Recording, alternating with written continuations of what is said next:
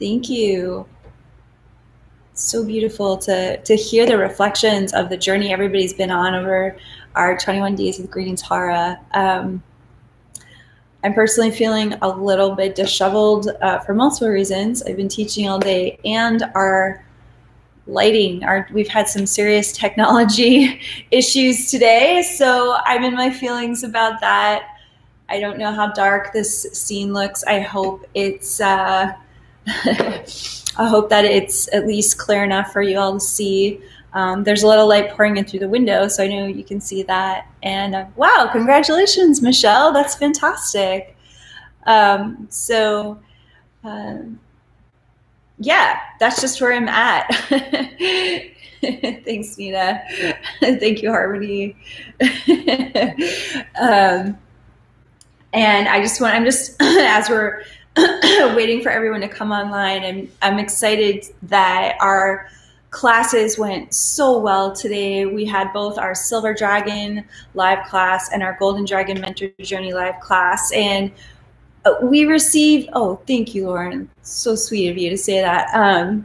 We received so many amazing questions in today's class. And that always gets me really excited and feeling really inspired about the mystery school work that we're doing and the way that the Sophia Code is touching hearts and lives worldwide. And so, although it's been a long day, I am feeling very encouraged and inspired by the impressive soul, like the depth of soul work that our beautiful initiates in our mystery school are committing to at such an intense time where we could choose to do the other thing. We could choose to be in a state of fear and panic and disempowerment. And I just want to have a big shout out to everybody in the Sophia Code Mystery School on the Silver and Golden Dragon Mentor Journey.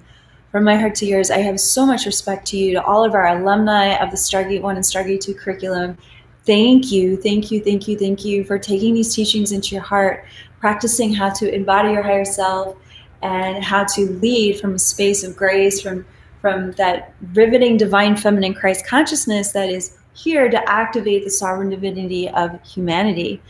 Welcome. Hi, Eileen. Christy, calling in from Dallas, Israel. Beautiful. Kathy. Wow. It's so great to feel each of you across the heart waves. Thanks for writing in.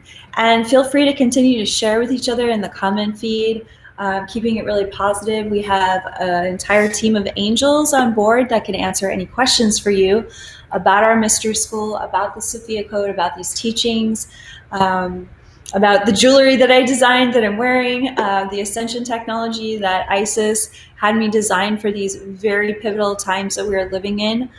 This jewelry is not only stunning, it also interfaces with the spiritual technology of your human body and helps your body, heart, and mind remain invincible and attuned to the invincibility of your higher self as a daily practice.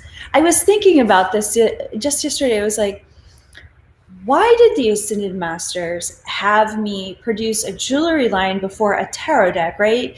You release it. Hi, Rhonda.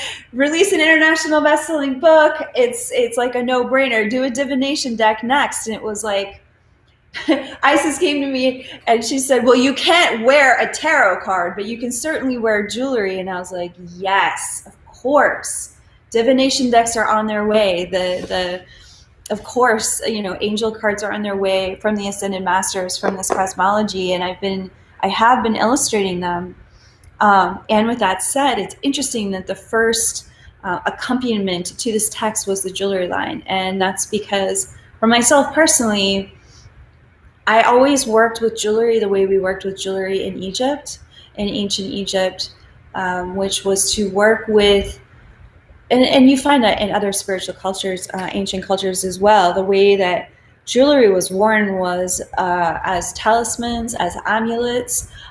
They were used for creating magic for your life and for the well-being of others. In ancient times, jewelry wasn't just for adornment. It was used ritually to understand that your life was the ceremony. And so that's that's where the level of embodiment work that I was doing with jewelry even before I designed this line. So I'm just sharing a little bit more about our work as we're welcoming people to come in, and no worries, we're going to get right into green Tara. I just know that people have a lot of feelings if I start before everybody's on. I'm just like, oh, I don't want anybody to feel as though they're missing anything live. So yeah, so that's a little bit of what's been happening today, what I've been experiencing myself, how I've been embodying this work today, both personally and collectively with our mystery school. I think we've got a good group gathered here at this point that we can step into. Yeah, cool. I like how people are posting the jewelry they're wearing. Oh, nice. Thanks for sharing that, Amy. Megan's wearing her Hathor pendant and her wristlets from the Sophia Dragons. Beautiful. I'm reading Dawn about her Isis pendant. Always. That makes me feel so good. So great. Okay, so here we are. And today is day 15 on page 157 of the Sophia Code. As I have been teaching, I think probably a total of 5 hours today already using my throat and my voice. I'm going to take the opportunity to be a little bit briefer with today's transmission, but I'm really happy to be here with you, and we're going to dive right into this right now. Usually I like to read a passage from the book, but like I said, I want to preserve my voice so we can make sure we get through all 21 days of green Tara together. So page 157, what's going to happen is I'm going to read this passage from beginning to end, and then we're going to go back and we're going to explore this passage together line by line. Oh, and lest I forget, before we start reading the passage, visualize your beautiful divine feminine Christ circle of empowerment around you, that beautiful circle of light. And we're going to call in white buffalo woman in the north, Isis in the northeast, Hathor in the east, green Tara in the southeast, Mother Mary in the south, Mary Magdalene in the southwest, Kuan Yin in the west, and the Sophia Dragons in the northwest. We're also going to welcome White Buffalo Star Nation behind White Buffalo One, Saint Germain behind Isis, Hathor Star Nation behind Hathor, the Order of Dakinis behind Green Tara. We're welcoming Grandmother Anna behind Mother Mary, Jesus behind Mary Magdalene, as well as the Order of Magdalena and Joan of Arc.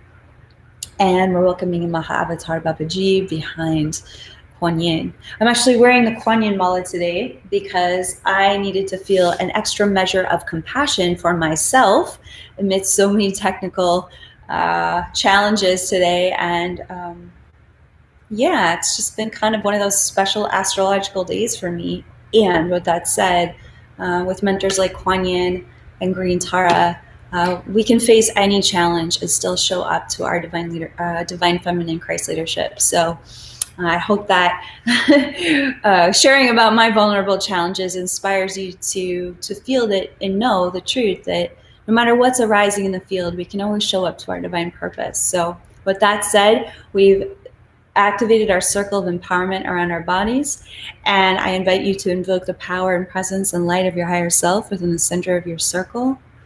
And we call upon the Holy Spirit of Sophia God, both radiating within you and all around you, connecting each and every one of us to the seventh plane, where instantaneous miracles and divine knowing exist, back to the very light and source of all all of reality, and even beyond that into the black womb of no thing, and to feel that unconditionally loving presence of Sophia God surrounding us in her perfect peace and her perfect acceptance of our human journey, of our human evolution, and just coming into that resonance of the Holy Mother and the Holy Father. This source frequency is always saying yes to you, and to set the space of grace where we open up to the spontaneous miracles of Sophia God's Holy Spirit moving within us now, unifying us as an international community. Let's say the prayer of the Divine Feminine Christ together, which can be found on page 3 of the Sophia Code.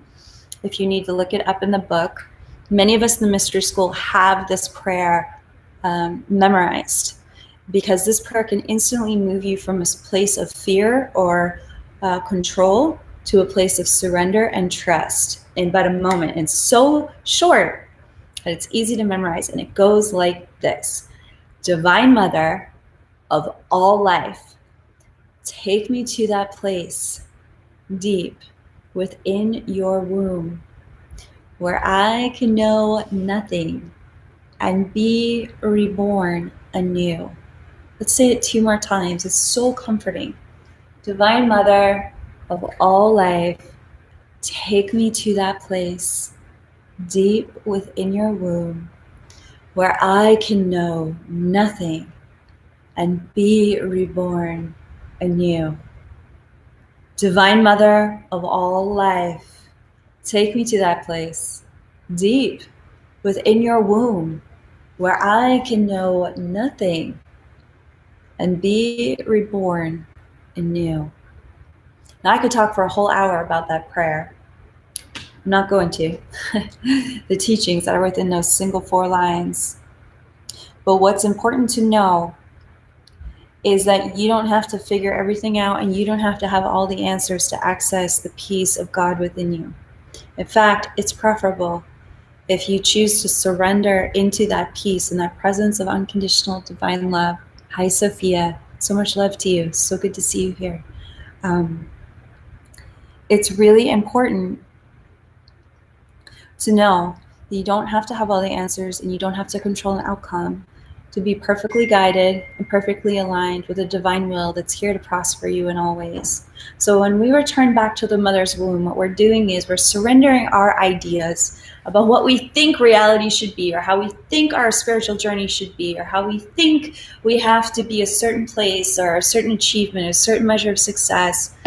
Or maybe we can't forgive ourselves for where we're at in our life because it's not going so well. Either way, on either spectrum, we can surrender all of that back into the light of God that knows everything about us and knows our highest potential and knows the exact plan, the highest potential, the highest timelines and pathways for our life that we can set our feet upon as we surrender into and trust the divinity within us that is guiding us every day.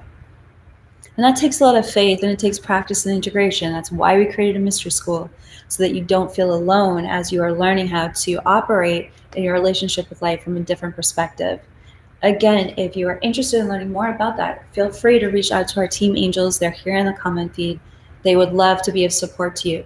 Before I dive any deeper into this initiation and our mala practice, I just want to let everyone know that our team angels are monitoring this live chat. And we apologize in advance if there are weird people that come on and use profanity that we can't control. We are catching it as soon as we can and blocking those people that would be abusive. We as a container do not tolerate abusive language, and we do not tolerate emotional projections or judgments. It's how we keep a clear temple space so that you can concentrate on the teachings and the message and the transmission that's here to support you.